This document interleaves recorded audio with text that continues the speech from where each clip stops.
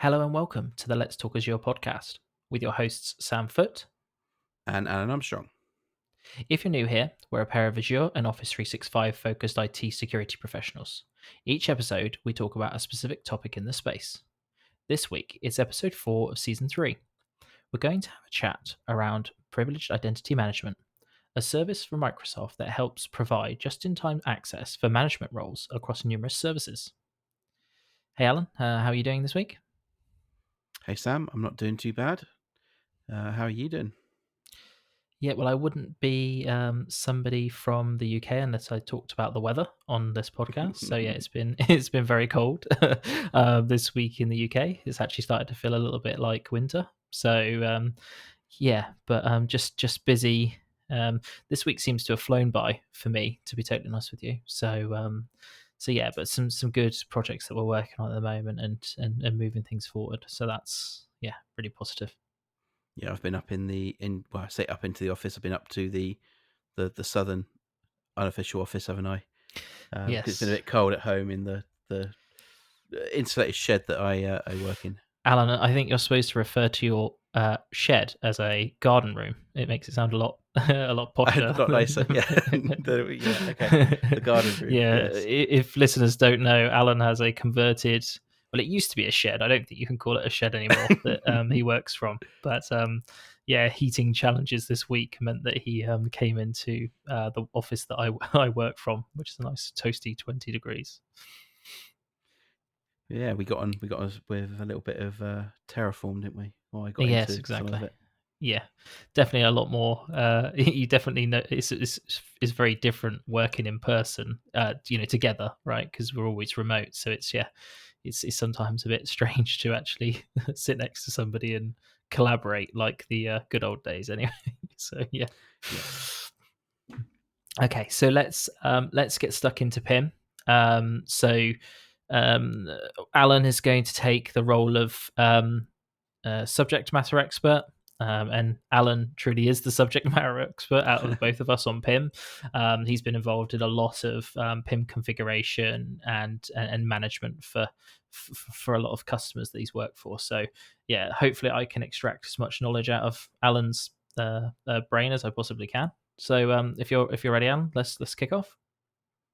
Yeah, okay. I mean, you have been on the some of those journeys with me, so I know, yeah. I know. Okay, so Alan, can you just give us a sort of high level overview of what PIM is and what it's trying to achieve? Sure. So, privileged identity management is a tool within Azure AD and Azure for giving just-in-time access to privileged roles. Um, that can also be privileged access groups, and I'll talk about that in just a minute. But in essence, a user can request access to a role, Azure AD role or a role within Azure to um, to to elevate to that role for an X period of time, rather than it being on their account all the time. And the reason why it's good to have that just in time access is because you don't want to, if your account gets compromised, then that the attacker or the bad actor has got those roles and are able to continue their attack within the organization. When you do just in time access, they have to go through a process to elevate, as well as if they're just doing reconnaissance, they may not realize that you do have the ability to elevate to a role. So it makes it a bit more difficult for them to do that reconnaissance, because there's potentially some API queries in Azure or against Azure AD to see what roles you might have or who has what roles. So even with Reader, you can see those sort of who's got what. So being able to sort of hide security by obscurity a little bit, I guess, but as well as you're not able to see them. So doing just-in-time access, going through potentially approval processes to make sure you are allowed to elevate, just gives that extra layer of security. It also means that you might not need to, in some scenarios, have two accounts, because you can use the same account because your day-to-day role has to elevate to be able to do it. And there's some other controls being put in place, which I'll talk about later, to secure that account more when it's in an elevated role. But yeah, that's the kind of main thing. If we talk about privileged access groups, this is in effect in public preview at the moment, but it's in public preview for like a year now, so it's pretty much out there. I think it's just more about the APIs to sort of automate some of it, some of the configuration. But in essence, it means that you can do just-in-time access to a group. So you can become a member of a group for an X period of time. And it sounds a little bit weird why you would do that, but I'll talk about it later, I think. Okay, so essentially, what we're saying is that we're moving away from a few different models of maybe a permanent access to a privilege role. Traditionally, you might have just had like permanent global admin, like all the time, um, and also, so what we're doing is we're saying that somebody could say, "I would like to be global admin for 3 hours." Um, and as and when they require that level of access, because my assumption is that people, for a lot of their day-to-day roles, probably don't need that highest level of access, right? Maybe it's for every day. I'll just use some numbers off the top of my head, example numbers, but let's say for every day they might spend 30 minutes doing work that requires global admin, right? So is that for those scenarios where you can effectively say, okay, from 3 till 5 I'm going to do some work that requires me to be global admin. I'm going to pim up for a couple of hours. Yeah, absolutely. And it also gives the ability to, for the example, that you may be a exchange admin. So getting approval to do exchange admin your job could be annoying, could be like uh, block, could block like that process. So it's not just sort of because of sort of the configuration we can do, which we're going to talk about in a minute. In effect, some and someone who does their day to day role in say like an exchange admin can have that role elevated. They can elevate themselves, but it might be sometimes they need to do like a global change to the tenant, but they want to have the ability to do it themselves because then they're the owner of that change. But you don't want to give them global admin all the time because of the amount of control or access that has to security features and things like that. So you can make that one like require approval process so that they can do their day to day job with minimal friction. There's still going to be a little bit of friction because you still got to elevate. You've got to change that role, but generally, once you start using it, it seems very seamless. I mean, we use it day in day out, don't we, Sam? And it doesn't really seem like a bane of our day, does it? Really? No, and for me personally, I would just prefer, especially on the Azure side, to maybe I have like permanent role assignment of say reader, right? So that I can, if I need to go and check on things, I can go and do that. Is a virtual machine booted? I might not want to have to like, uh, you know, PIM elevate in order to do that. But then if I wanted to become the owner so that I could maybe modify some IAM assignments or something like that, it might be good for like you say, you might not want to go to the level of having somebody else approve it, but at least an audit trail that I did that.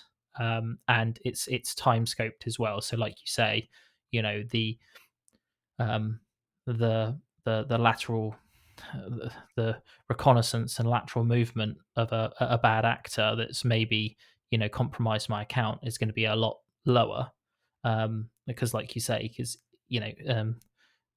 that PIM may be obscured somehow as well, in terms of initial first sight, if that makes sense. um, One question I did have for you, Alan, do you think that the requirement for something like PIM has come from sort of the movement away from traditional IT, um, the traditional ways of working? Everybody working in office, a big, tower defense, if that makes sense, right? And perimeter defense. Now we've got more in line of like zero trust architectures, where like legitimately, global admins could be accessing, these cloud services from, anywhere in the UK and or world. And is it just a function of that as well? Because would you have controls traditionally to block global admins unless they were? Well, I suppose you still have VPN access, right? Traditionally, to be able to do those things, would you lock down global admin in a traditional IT perspective? So I think it's become more of a not useful tool, but it's being used more partly because of that. But yeah, you're right. You could still lock down those accounts to only access it from certain. Maybe it could be like you said from an IP address that is trusted. But then you've got the problem of insider attacks from that IP address. Um, but you've also got compliant devices, so it could still be a remote machine that is compliant, because some of this you could sort of tie into conditional access, and again we'll talk about that sort of later. But I think it's a move because the attack surface is bigger in the cloud, because it can be from anywhere. Yeah, You can't. Yeah, yeah, you're right that when you're in your fortress on the used to be your fortress on in the office, you didn't need it as much, and there are tools for on-premise, um, Active Directory sort of roles and things like that, doing it PIM on there, but the equivalent. So we'll probably talk about that briefly. Is that PIM can't do Azure, can't do Active Directory roles. There may be some tricks and trades you could do to get it to work that way, but it's definitely thinking out the box sort of scenarios. yeah. I think, like you said it just a bit more eloquently than I sort of described it. Right, is that it's sort of a requirement that's come out of that expansion of attack surface, right? Hmm. And our remote and connected world that we now more live in, right? So no, that's definitely yeah, really valuable insight. Okay, so let's talk about some more specifics in terms of and configurations, how you would configure it, and what are the sort of options that you've got, and features and functionality that PIM brings you. Okay, so for each role in Azure AD, Azure is a bit different. So we'll talk about Azure AD first.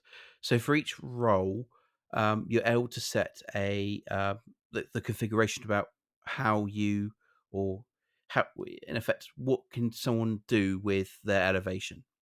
So this could be, so we talk about a global admin, because it's always the worst one. Everyone knows what a global admin is as well. Um, you're able to, like I said, require approval process, and this could be a group of people, because if you're in a business where you may need to, maybe working out of hours, or you don't want to be like a single point of failure for an approval process for an emergency change or something like that, even though you probably should have break glass accounts in the system if you really need to use them.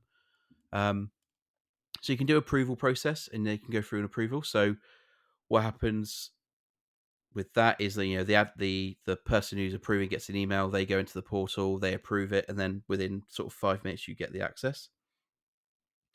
You can limit the time. So whilst we said you got that X amount of time, you can set the maximum. So maybe for a global admin, you say, actually, I want you to approve every 3 hours, because it's really, or maybe an hour. I mean, I've not seen anyone do that for an hour, but I've sort of seen maybe half a day, maybe. You could do that, and maybe like with the Exchange admin one I was talking about, maybe that is set to 8 hours, like an 8-hour day. That makes sense, so they don't have to keep approving. So you can specify the time per role. Um, for each authentication or PIM request, be it self approval or approval, um, the user has to give justification. So you have to put in their why. I mean, it's just a text box. You can just smash the keyboard with QWERTY or whatever you might want.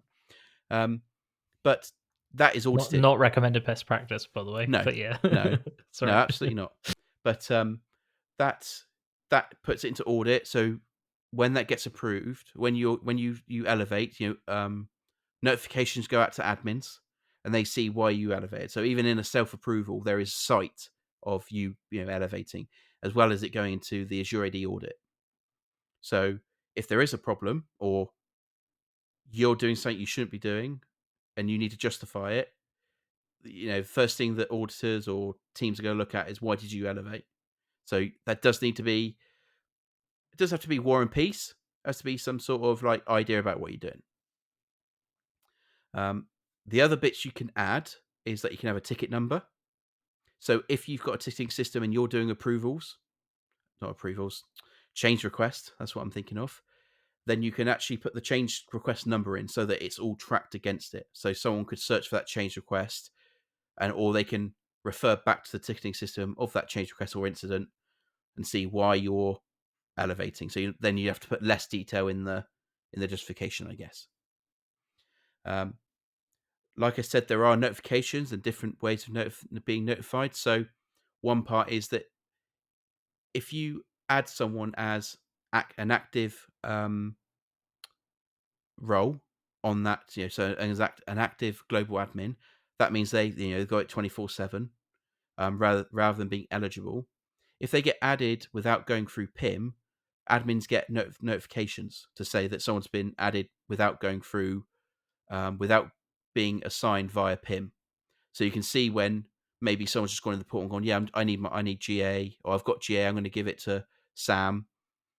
Add them, add to GA role without going through the proper processes. So you can see when people are doing that. So I guess it's kind of coming across that permission creep a little bit that's not authorized, maybe, or not done in the correct way. The last part is that you can force an Azure MFA prompt to make sure it is them. So when I'm doing that, I don't see that as much on my machine because I've got Windows Hello, so that acts as my MFA prompt. But if I was on not necessarily an unmanaged device, or a device that didn't have Windows Hello set up, then I'd get prompted for MFA before I can, elevate to that higher role. So that's kind of some of the scenarios.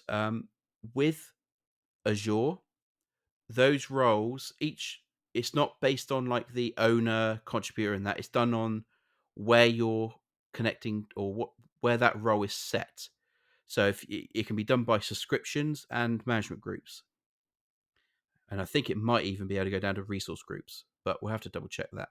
But in effect, you can have a role, a set of configurations for a subscription and owner, as well as a management group or management groups, because obviously various ones there, depending on your sort of landing zone. So Azure can get a little bit complicated. I say a little bit complicated, depending on how big you are, how much subscriptions, management groups, things like that you are. But uh, it's relative. Once it's set up, it's relatively simple to use.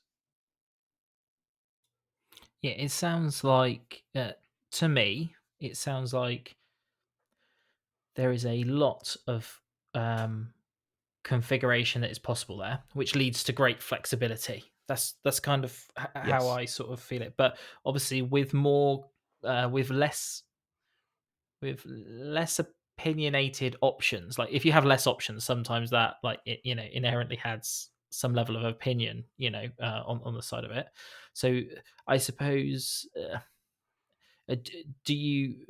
Well, I suppose the first question I've got is have you seen customers that PIM isn't flexible enough for, or how is every single requirement that you've had or use case been met by the configuration options of PIM?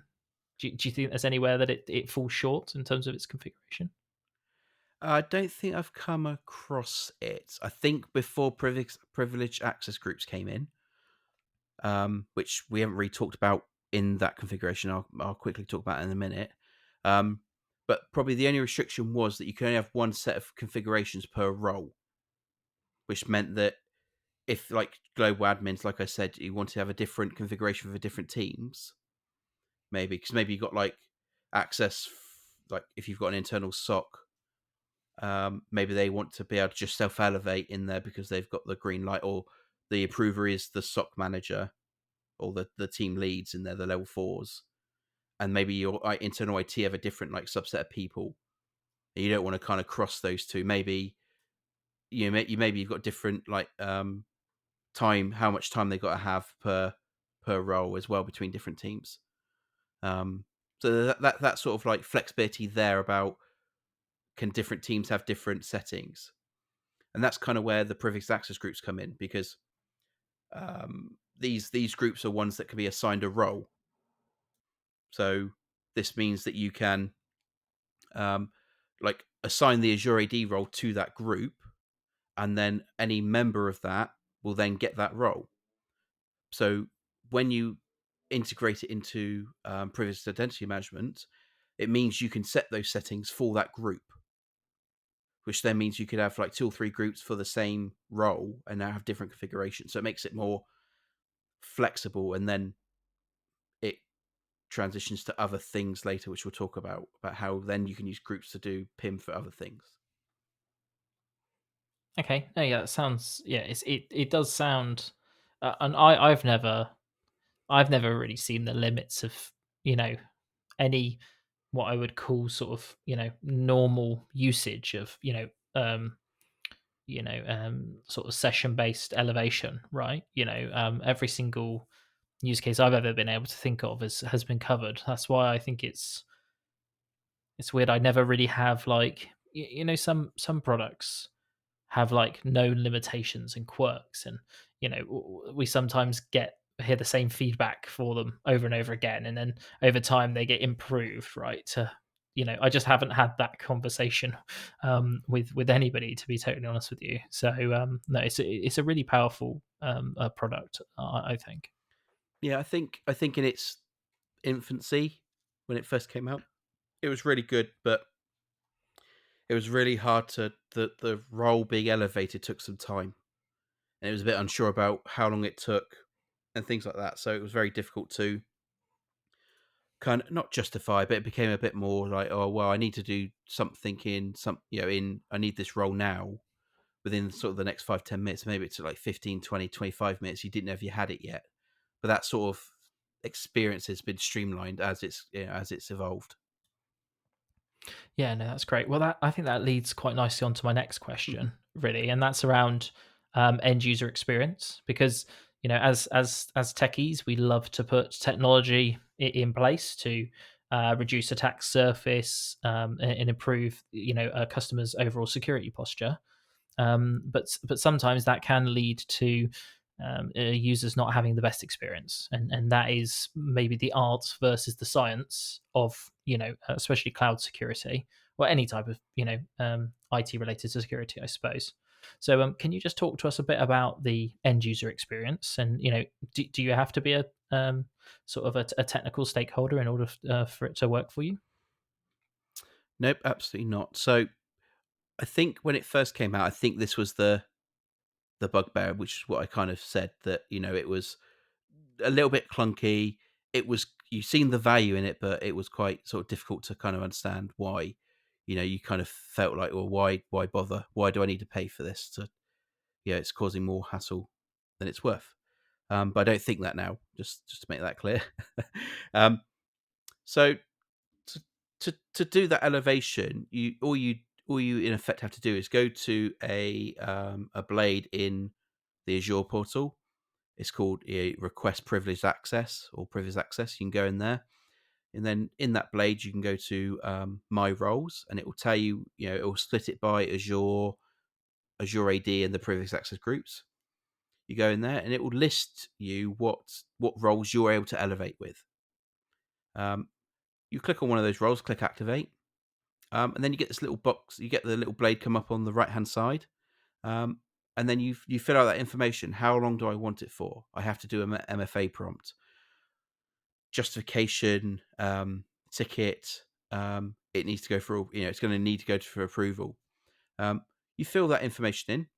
One part in there is that I kind of said about out of hours. Say you are doing a change at 12 o'clock at night, and the approver is going to be asleep, or you're forcing them to stay up so they can do that approval.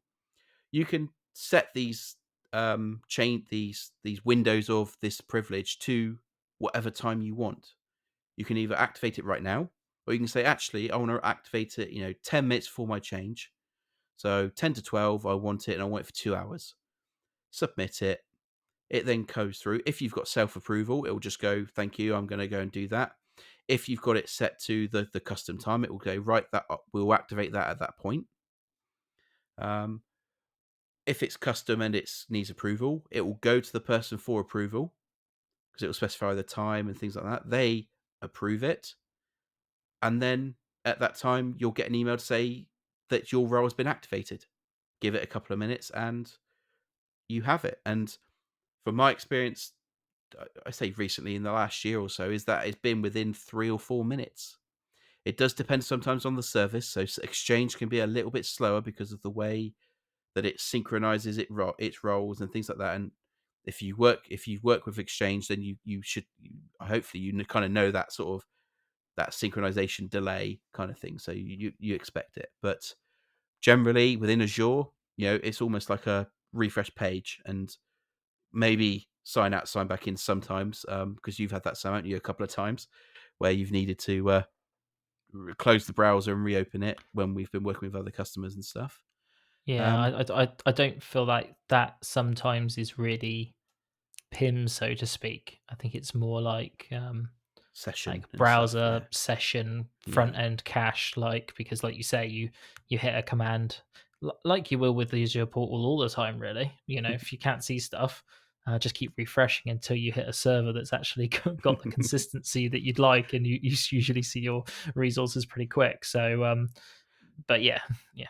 But what Microsoft have done in the recent ones is if you're doing approval there and then it's being self-approved, then it will do a check to see that you've got the role,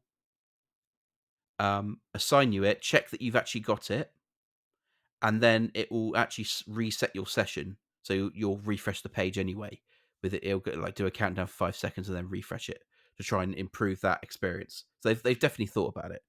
Um, so yeah, and thinking about, like, you've got third parties like like the company we work for, and we go into other customers, and we need Azure roles, we may need Azure AD roles. We tend to use, when they have the licensing, to use PIM for our role so they can approve us coming in. So that's another thing to think about, is it's not just about internal users, it's about your third parties that need access to, management access, at least to your Azure environment or to Azure, because they can elevate to those roles. They can be in a group that means that they have to be approved by certain, their managers and things like that, maybe. Um, so yeah, I think that's really powerful as well. Yeah, we've seen that, like you've just said, firsthand, of us being, especially when we are working with, let's say, a customer, and some customers are willing to just give you access, and and from our perspective, even if we don't have reader, into a customer environment, because if reader is self approval, so they get the audit logs, then it doesn't really slow us down at all, because you can you know have a PIM session that's relatively large. If you want to do, say, a day's worth of work.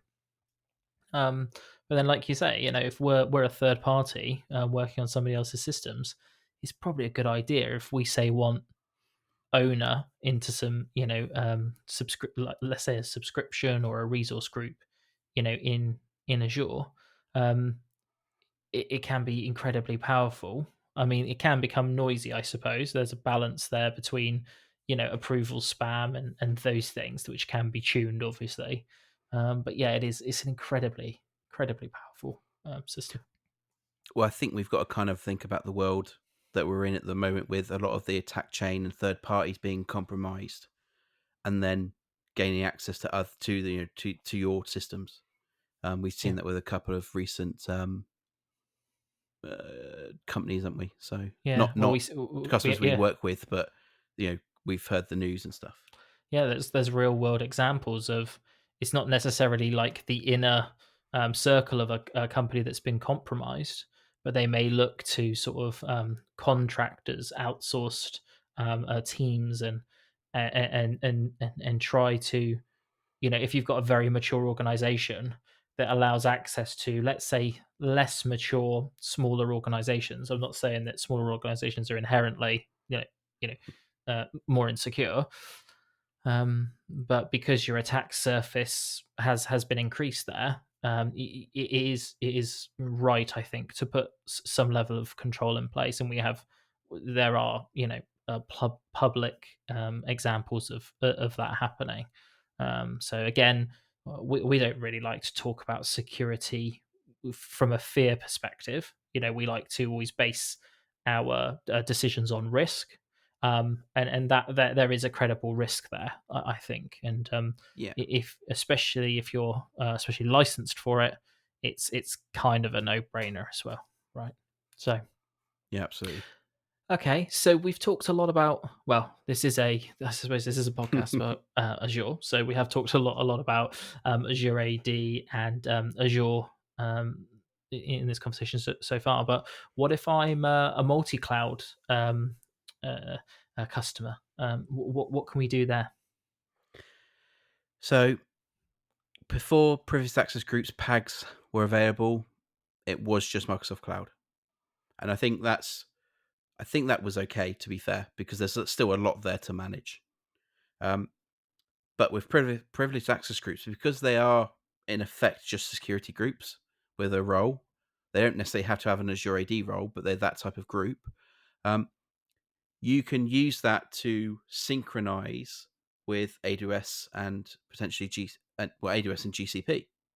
So with when you've got single sign-on set up for AWS, it that when you have that set up in one configuration, you can in effect do just in effect provisions the user at the time of access. So there's not a user on the other side. It's only when they sort of they click on the SAML link or the linking my apps to go to AWS. They get created there and then they can do whatever role they have. And you could specify in that scenario within the AWS side, you can create roles which are assigned to the identity provider, and then they're synchronized back to Azure AD, which means that then you're able to give users roles based on groups, which is quite good because then you can say, well, everyone gets reader, and then these people have an IAM role or equivalent to a global admin on the other side. But that means they get it all the time. But with privileged access groups, you can say you can PIM into that group, which then gives you that role. And all you have to do is once you've elevated and PIMmed into the elevated role for AWS, so that puts you into that group. You then just click on within a sort of a couple of minutes again. Click on the link to the AWS account you're going to, and it will say, do you want the reader role you have, or do you want to go up to that next role? You select the role, and then you've got it. And again, you get it for that period of time. So that's really good because then you can extend PIM into AWS. GCP is slightly different because it's a synchronization. Again, they can they can be put into a group, but you've got to wait for that synchronization between GCP and Azure AD for that user to go into a group, which then is synchronized on the other side, and then they get that role. So there's a little bit of a delay there. Potentially, you could fix that in other ways outside of PIM itself, or the synchronization between AWS and GCP, and no, AWS and GCP, Azure AD and GCP. But yeah, that's how you can kind of push that out to the two clouds that we work with. But then you can in effect do that to any SAML integrated app at that point, because it might just be a synchronization between the app and Azure AD with groups, and you just add people. So if you don't need admin to ServiceNow, for example, and it's just synchronization of a group, or it is just in time roles, same thing as AWS where it's provisioned on demand. Um, you can just elevate into that role and then go and do your admin process. So it can elevate out into those other SaaS applications, but also whilst it doesn't work on premise, on applications on prem in data centers, things like that. If they are SAML integrated or their authentication is Azure AD, then and there's group synchronization or something in there, then technically you could. Yeah, yeah, exactly. Yeah, and that's I suppose that's Microsoft, being Microsoft in 2023 and really starting to expand out to and really um, make front and center, multi-cloud as a big priority for them, right? And we are seeing that with across the Microsoft landscape, right? We're seeing this instead of attempting to ignore these other providers, they're embracing them, right? To bring that identity plane, hopefully into Azure AD ultimately, right, as the controlling um, space for that. Okay, and I suppose I've got a quick question on conditional access. How does that sort of sit into the mix with PIM? Do they work together? Is there a benefit of having both work alongside each other? Yeah, absolutely. So some of the conditional access rules that you can have can be based on the Azure AD roles. So that could be that if you're a global admin, then you can only access it from a managed device, and it has to be within the UK, and it has to be, the device has to be compliant and things like that. Um, that's based on that role. So when you get elevated, then you'll be in effect, when you try and access services, you'll be your session will be reevaluated, and then you have to go through those extra checks to gain access to things. So that's a really easy one for Azure AD. Um, for the other ones, if you're using previous access groups, then that group can be assigned to a different policy. So maybe within the AWS app, um, you are a reader. So you just do the normal checks, like you've got a compliant device, but you don't have to do MFA to access it. But as soon as you go up to the next group, it might say, right, you need to do MFA all the time, every session, and you have to be on a managed device and be in the office or on the VPN, maybe, for the highest role. So, yes, you can then restrict your access where you can access that role so that you don't have that. So, if you have got someone that has been compromised and their account's being used somewhere else, you're then restricting that role as well, even if they do elevate. So, it is really powerful together. Yeah, no, that seems like a great combination and pairing that can really work well together. And I suppose the last question for me: how much does it cost, and how's it licensed? So I don't have the cost, but I think it's under £10 for the Azure AD Premium P2. I think it's more like £5 or £6, I think it is, per user per month. Um, Having that gives you the PIM role. It also gives you the um, management life cycle, the access reviews and things like that, as well as Entitlement management, that's the is it one. entitlement Yes, management? Yeah. yes, you're absolutely right. Entitlement management. Um, and also gives you the identity protection piece and a few other bits within Azure AD. So there's more to the suite than just PIM. So it's definitely worth getting, but it's one of those things of it. There's benefit of getting it across the whole organization, but maybe you're not ready for it yet. So it doesn't mean that you couldn't, do a subset of users that are using PIM to do those admin roles.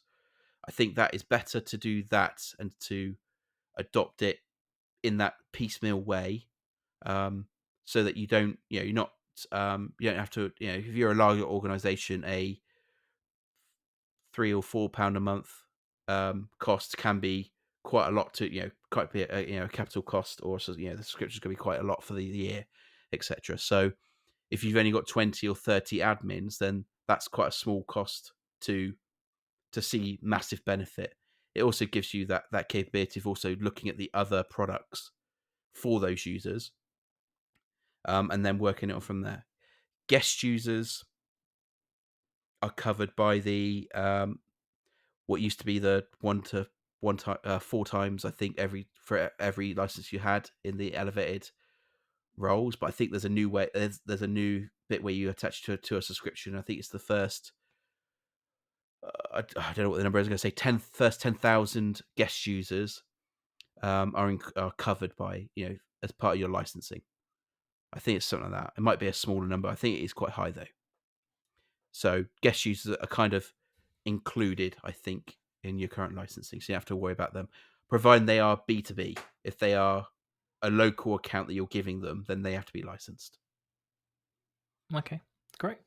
Yeah, so we're seeing this maybe not as a complete standalone SKU for PIM. It is bundled into AADP2, but obviously you're also you're potentially getting more value there because there's other really good tooling alongside PIM that you're going to get with P2. And what do you know what big SKUs P2 is included in?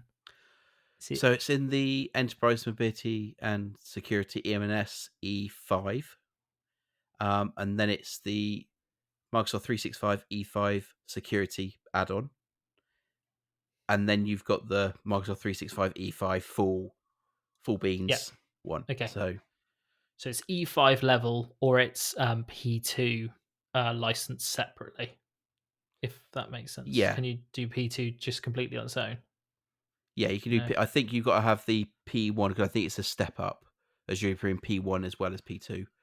Got it. But Okay. Yeah. I think most organisations now are kind of that like E3 level. We're seeing now everyone's sort of settling at that level now with the Azure AD Premium P1 because of all the conditional access and everything that is really valuable at that level. So Yeah. Okay. So you can uplift from P1 should you wish, or it's say it's E5 sort of level if you want to take that sort of holistic package. yep. Okay. And that's it for me. Anything else that you want to add, Alan? Anything that you've thought of along the way? But No, I don't think I have. There's probably a few things I've missed. But yeah, it's relatively simple to talk about, and you can see the value in it. So it's not too crazy like some other ones where there's like we talk about something for 10 minutes, and there's like you could talk for it for an hour sort of thing. I think yeah, this is exactly. Yeah. when we've talked about Azure AD, this is one of those little subsections, isn't it? So Exactly. Yeah, and it's nice when we've got such a and I'm not saying that PIM doesn't have a lot of good features and good coverage of the problems that you're trying to solve, but it's quite nice to have like such a narrow product which just effectively does one thing.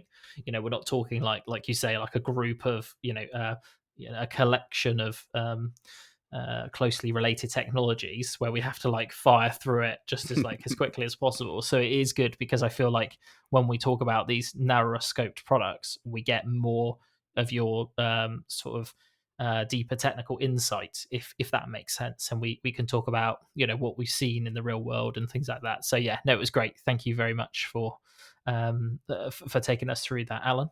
The that's right. next episode, I'm going to be covering confidential computing in Azure.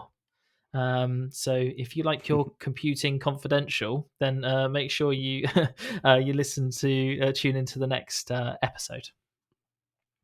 So if you've enjoyed this episode, please do consider subscribing if you'd like to listen to more of this sort of content in the future. We have many more topics that we'd like to cover, and your listeners and support is what will continue to fuel the podcast going forward. We also have the ability for you to give us some feedback. Did you enjoy this episode? Disagree with our thoughts, or is there something that I missed? I'm sure there is. Um, please use the form that's in the the show notes, and leave us a message. We'd love to hear from you.